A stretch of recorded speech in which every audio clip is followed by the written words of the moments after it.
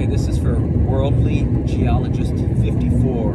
Your question is, how do you become a striker? Right? You've been playing for a year. You want to improve your striker abilities.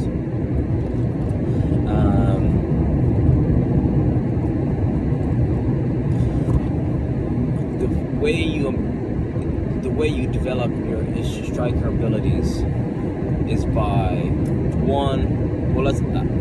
I think you could think about it in two ways, right? And I've been thinking about soccer for 27 years, so this is what I wish I knew. This is what I wish I knew when I was 15. That the best strikers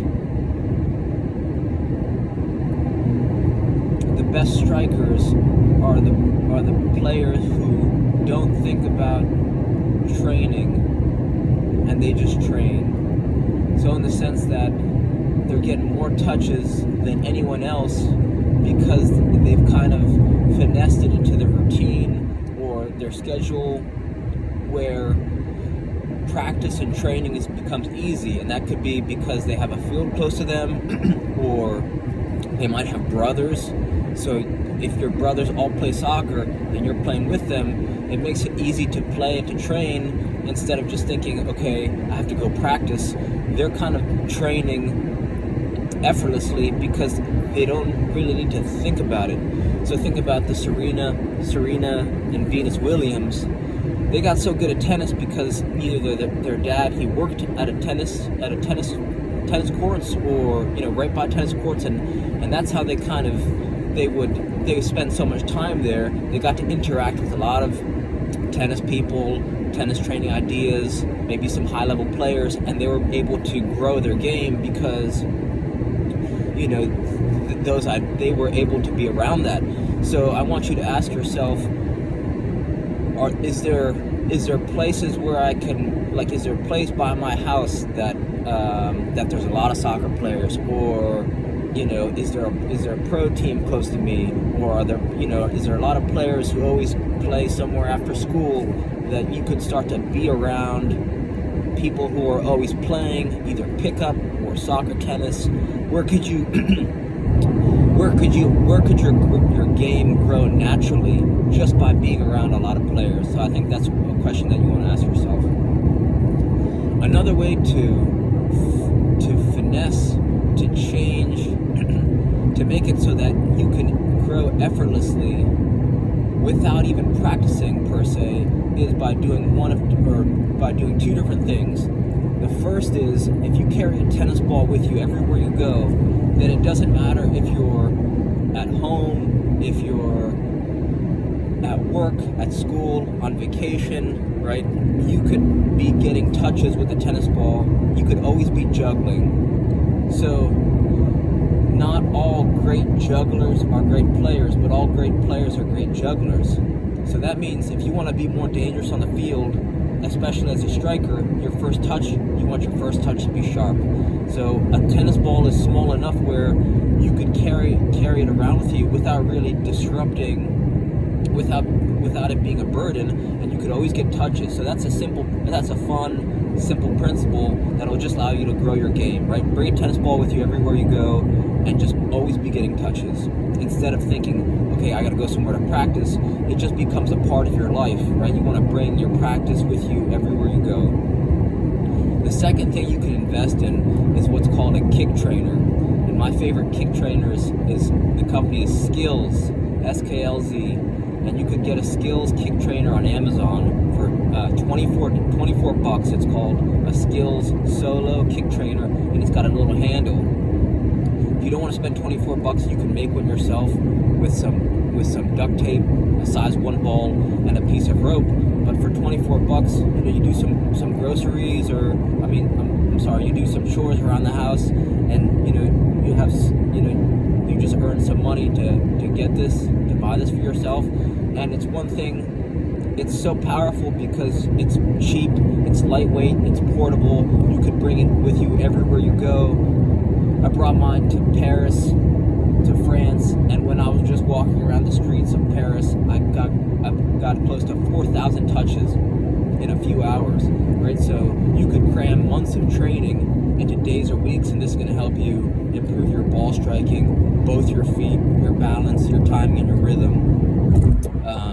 And this is going to make it so that when you get onto the field, it's just going to improve your striking abilities and make it so that your brain is when the ball hits your foot, you're going to know where it's going to go instead of it being a question mark. And this just ties into the theme of effortless improvement and growing your game without putting in too much work per se, right? You want to have you want your training to be fun, and you want it to be right? They say you want skills work to be easy. You want strength to be hard.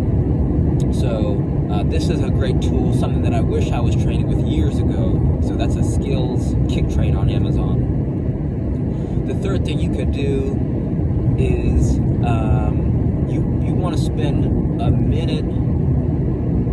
Well, ball mastery is key, right? Because ball mastery, to finish on goal, you need to be able to put yourself in situations where, you know, you're connecting with your teammates, and then you can advance the ball up the field and then get your head up and finish on goal, or set your teammates up to finish on goal. So your touch has to be good while you're dribbling. So if you check out Cover Skills app, COERVER,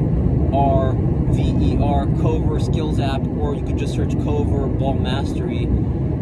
So they got an app for iOS or Android, and you want to start to learn either one skills move a month, ball mastery move a month, or one ball mastery move a week, or even a ball mastery move a day. And by spending 1 minute a day doing ball mastery work, the more work you spend on the fundamentals, then the more you're gonna have more fun, right? Master the fundamentals, you have more fun.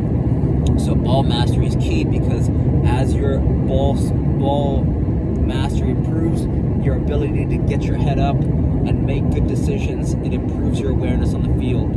So, and when you're doing ball mastery work, you want to invest in a size 1 or a size 2 ball.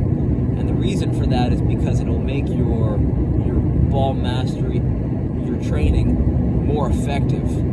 Because think about, it's similar to if you're playing Halo or Call of Duty, right? If you turn the sensitivity up to the highest setting, then it becomes more challenging to move your character around. But as you become more aware of the sensitivity, then you can be more competitive when you're trying to aim and shoot at other people. It's the same thing when you're doing skills work, right? Since you're using a smaller ball, at first it's more challenging, but as you gain an awareness of the sensitivity and the smallness, right, the size 1, then when you get to a size 5, when you're playing, it's going to be much easier, and you're going to be able to better manipulate the ball. So those are some things that you want to focus on in the beginning. Right, so it's juggling or ball, right. So it's juggling perpetually, lots of touches, make a lot of mistakes, make it fun, putting yourself in areas where you're having fun, improving with either yourself.